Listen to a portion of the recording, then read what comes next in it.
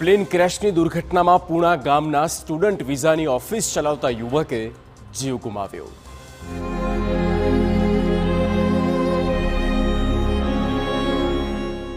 જયેશ ગોંડલિયા વિદેશમાં ભણવા જનારા બાળકોને વિઝા આપવા સહિતની અલગ અલગ કામગીરી કરતા હતા। અત્યાર સુધીમાં તેમણે સુરતથી અલગ અલગ દેશોમાં 1200 કરતાં પણ વધારે વિદ્યાર્થીઓને મોકલ્યા હતા। સુરત શહેરમાં 3 ઓફિસ તેમજ અન્ય દેશો અને ગુજરાત રાજ્યમાં અલગ અલગ જગ્યાએ શરૂ કરી હતી। લંડન જવાનું તેમણે 1 અઠવાડિયા પહેલા નક્કી કરી લીધું હતું, પરંતુ તેમનો નાનો ભાઈ જલ્પેશ કેદારનાથ યાત્રાએ ગયો હતો।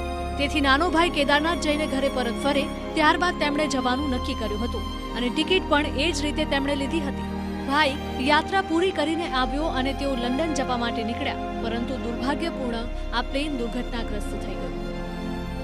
કન્ટિન્યુ અમારી સાથે રહ્યો વાળો વ્યક્તિ નજર સામેથી હટતો નથી અને એવો જોવા જઈએ તો અમારી સોસાયટીની અંદર ઇવન કે આજે હજારો વિદ્યાર્થીઓના કામમાં આવેલો, એટલે આ તો ઘણા બધા ફોન આવે છે કે આ જયનો આ છે, આ આપણો જ જય છે। હોસ્પિટલમાં એવી કોશિશ કરતા હતા કે ભાઈ જ્યાં ઇન્જર્ડ છે ત્યાં તપાસ તો કરીએ, પણ કમનસીબી એ છે કે અમારી પાસે અત્યારે જય નથી અમારો। સુરતની છાયા સોસાયટીમાં રહેતા જયેશ ગોંડલિયા કામ અર્થે લંડન જઈ રહ્યા હતા।